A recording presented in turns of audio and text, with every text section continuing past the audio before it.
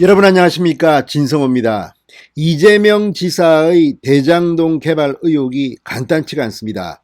자, 오늘 이 광주 MBC 주최로 열린 전남 전북 광주 지역 이 TV 토론회, 민주당의 대선 후보 TV 토론회가 오늘 이재명의 이 대장동 문제로 발칵 뒤집혔습니다. 이재명 지사 본인 입으로 문제가 있다면 사퇴, 공직과 후보 사퇴를 거론할 만큼 심각했습니다. 자, 그런데 여기에 이낙연, 박용진 후보의 맹공에 추미애가 또 발끈했습니다. 자, 추미애 전 법무부 장관, 이낙연 전 대표와는 앙금이 간단치 않은 모양입니다. 이낙연 전 대표가 추미애 전 장관의 해임을 건의했다, 이렇게 주장하고 있는 추미애 전 장관, 오늘도 이재명 지사를 공격하는 이낙연 전 대표에 대해서 각을 세웠습니다. 두 사람 간의 토론이 진행되면서 언성이 높아지고 TV 토론 분위기가 살벌해졌습니다. 자, 이제 민주당은 10월 10일쯤 후보가 결정됩니다. 이제 마지막 막바지 호남 경선에서 분위기를 뒤집겠다는 이낙연, 거의 사생결단 이재명을 몰아붙였습니다. 이재명 지사도 지금 본인이 얼마나 위기에 처했는지 알 겁니다. 추석 연휴 대통령 선거 민심은 대장동으로 시작해서 대장동으로 끝나는지 모르겠습니다. 언론들도 매일 한두 개씩 계속 특종을 하면서 이 의혹에 불을 붙이고 있습니다. 자, 윤석열 전 총장의 고발 사주 의혹인가 하는 것은 지금 쑥 들어갔습니다. 오히려 박지원 국정원장이 위기를 맞았습니다. 자, 오늘 TV 토론 분위기 어땠을까요? 이낙연, 추미애, 정말 이 두 사람은 이번 경선 끝나면 정말 원수가 될 것 같습니다. 진성호의 융단 폭격 시작합니다. 더불어민주당을 융단 폭격합니다. 방송에 앞서 아직 진성호 방송의 구독자가 아니신 분들은 붉은색 구독 버튼 눌러주십시오. 더 좋은 방송으로 보답하겠습니다. 오늘 광주 지역에서 열린 이 TV 토론회의 최대 쟁점은 이재명의 대장동이었습니다. 자, 대장지구 의혹을 따지던 중 후보들 간의 언성이 높아지는 등 살벌한 신경전이 벌어졌습니다. 자, 이낙연 후보는 민간 사업자가 자본금의 1100배가 넘는 배당 이익을 얻은 것을 국민이 납득할 수 있겠느냐.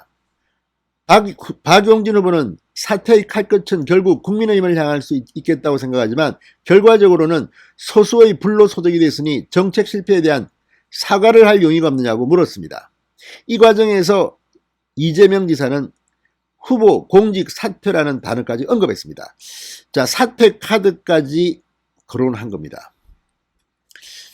추미애 후보, 국민의힘 윤석열 후보가 연루된 국기문란 사건을 덮으려는 야당의 꼼수 선거 전략이라고 규정하면서 이낙연을 오히려 공격했습니다. 아무튼 지금 정치판은 아싸리판이라고 하지만 민주당의 대선 후보 경선이 정말 질서가 없어졌습니다. 자, 이낙연 후보가 상당히 날카롭게 비판했습니다. 평소 공정경제를 강조하고 부동산 불로소득을 뿌리 뽑겠다고 했는데 배치되는 결과다. 역대급 일확천금 사건이다. 이렇게 직격탄을 날렸습니다. 역대급 일확천금 사건. 자, 이재명 후보가 대장동 투자자 가운데 과거 한나라당과 유착한 토건 비리 세력이 있다는 사실이 최근 언론 보도로 드러났다고 강조하자 이낙연 전 대표는 그 사실을 언제 알았느냐. 정의감의 화신인 것처럼 기득권 세력의 저항을 무찌를 수 있는 사람이라고 늘 말했는데 한참 지난 뒤에 보니 지금 보니 그런 게 있다고 하는 건 뭐냐. 이재명이 망신을 톡톡히 당했습니다. 박용진 후보, 어떤 구조길래 화천대유는 대박이 나고 국민은 독박을 쓰는 구조가 됐느냐. 결과적으로 이렇게 됐으니 당시 정책 책임자로서 사과할 의향이 없느냐고 몰아붙였습니다. 일산대교에서 국민연금이 돈 버는 건 안 되고 화천대유는 되는 것이냐. 일산대교와 대장동이 왜 다르냐. 이재명을 거세게 몰아붙였습니다. 그러자 추미애 후보는 오히려 이렇게 이재명을 공격하는 이낙연을 향해 언론이 의문을 제기해서 문제를 제기한다고 한다. 지도자가 본인 판단으로 생각하지 언론이 뭐라고 하면 다 따라가느냐. 이렇게 공격했습니다. 마치 이재명의 대변인입니까? 그러면서 국민의힘과 보수 언론에서 의혹을 키우면서 윤석열 국기문란 사건이 덮어지고 있다. 경선은 검증하는 것이지 네거티브로 의혹 부풀리기를 하는 것이 아니다. 이렇게 주장했습니다. 지금 추미애 전 장관은 발을 동동 구르는 겁니까? 윤석열 비판보다는 지금 대장동 추석 연휴 대선 구도가 이 대장동에 의해서 흔들리고 있는 것이 영 성에 안 차는 모양입니다. 자, 이 과정에서 이낙연 후보가 매우 절제된 방법으로 설명 기회를 주는 것인데 그것마저 하지 말고 덕담이나 할까? 이렇게 말하게 되었습니다. 추미애 후보만큼은 네거티브하지 않는다. 아무튼 상당히 날선 비판입니다. 자, 대장동 의혹을 걱정하는 절대다수 국민이 전부 윤석열이고 국민의힘 편이냐?